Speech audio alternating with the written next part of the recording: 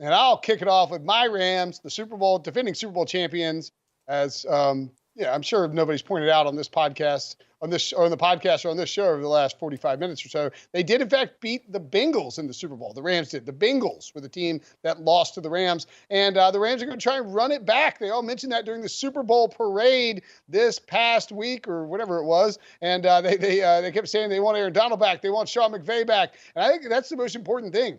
That the four guys, and there's some other guys they need to worry about as well, but specifically, Sean McVay, Aaron Donald, Von Miller, and Odell Beckham. I don't think it's outrageous that they could bring all four back. Of course, McVay and Aaron Donald are under contract. Von Miller and Odell Beckham are free agents, but Odell has said he wants to take he'll take a pay cut to stay in Los Angeles, and he tore his ACL, so they can do him right, give him some cash, build in playoff incentives, and then with with Von Miller, just got to convince him. Let's go make one more run. We'll give you a big contract, a big deal to hang around. Andrew Whitworth, by the way, leaning towards retirement. He would be another guy you want to bring back, but that's a tough sell. So replacing him is going to be key as well. Wilson, I know you love Instagram drama. It's your favorite place to live. Kyler Murray's got it going on with the Arizona Cardinals. What do the Cardinals need to do this offseason to maybe make a leap forward and be a true contender? First, they need to take away Kyler Murray's phone and throw it in the river. That would be the first order of business. After that, maybe you get some offensive line help. Again, does this sound familiar? Get some offensive line help for Kyler Murray because he spent a lot of the second half of the season running for his life. And we've talked about it the last few years. Kyler Murray comes on like an MVP over the first half of the season. And the second half, the wheels fall off. Cliff Kingsbury's record in the second half as an NFL head coach is truly terrible, and that's something they need to figure out. But DJ Humphries has 1 year left on his deal. Kelvin Beachum has 1 year left on his deal. The bookend tackle. So what are you going to do? You can draft an offensive lineman because you have almost zero cap space, just a couple $1 million to play with. So you're not going to be able to go out there and even get in the conversation with a Teron Armstead or even a Riley Reif, for example. So the draft might be your best option. There are a ton of options at the bottom of the first round. I've had Bernard Raymond going to them in recent mock drafts out of Central Michigan.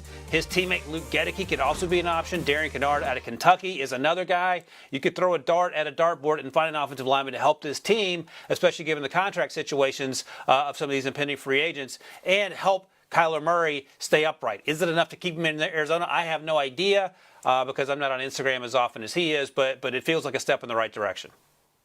Yeah, I'm here for some Kyler. Actually, I'm not here for Kyler Murray Instagram drama. It's no fun. If you're gonna be dramatic, if you're going to be a quarterback who's got beef with your team, you know how you need to do it? You don't go and delete the picture on Instagram. You do it the old-fashioned way. You have your agent leak out trade destinations like Russell Wilson. You got to be truly passive-aggressive in an old-school way. And Russell Wilson should be the focus for the Seahawks offseason. I mean, I know it's, again, kind of a cop-out to look at the quarterback, but what are they going to do with Russ?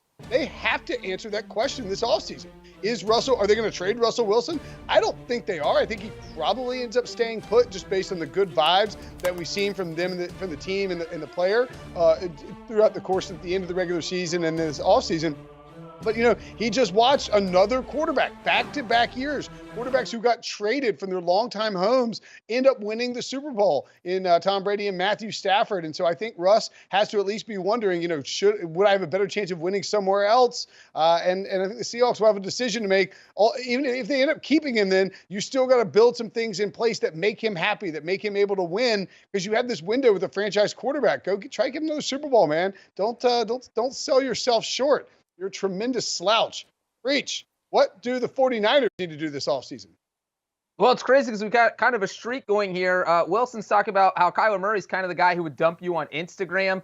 Russell Wilson's the guy who would have his best friend dump you or his agent. And now I got Mr. Nice Guy, Jimmy Garoppolo. He's going to hang around the relationship until you find someone better. And that is what is happening here. I think Kyle Shanahan, every day for the next 6 months, needs to get on his cell phone, call Tom Brady, and beg him to come out of retirement. If there is one thing Shanahan regrets, it is probably not signing Tom Brady when he became a free agent in 2020. We know that Brady wanted to play for the 49ers, and for whatever reason, Shanahan said, no, I'm comfortable with what I have. Well, Brady won a Super Bowl. Shanahan didn't get to a Super Bowl because his quarterback struggled a little bit in the NFC title game, and I think 1 year of Brady would be enough to put the 49ers over the top. And if anyone can convince Tom Brady to come out of retirement, I do think it's the 49ers. He's from California, San Mateo. He goes back home for one last glorious run at a Lombardi Trophy. Bruce, you say a lot of crazy things, but I actually think this is pretty spot on. I don't hate this at all, and I think for all the points you've noted, he is from Northern California. The 49ers are perfectly positioned to make a legit run. They play in a tough division, no doubt about it, but Tom Brady is sort of an upgrade over Jimmy Garoppolo, and I would imagine that having weapons like Deebo Samuel and Brandon Ayuk are certainly an appealing to Tom Brady, as well as that running game and that defense. I don't want to say it seems reasonable or imminent, but I feel like if you told me there's a 10% chance, I might take the over on that because it's so attractive to Tom Brady, who I can't imagine is going to spend the rest of his life drinking avocado smoothies and just hanging out at the beach. Do you want a sports network that delivers everything that matters about the game? The highlights, the picks, the instant analysis, no yelling, no fake debates, no politics. Hit the subscribe button and never miss a moment.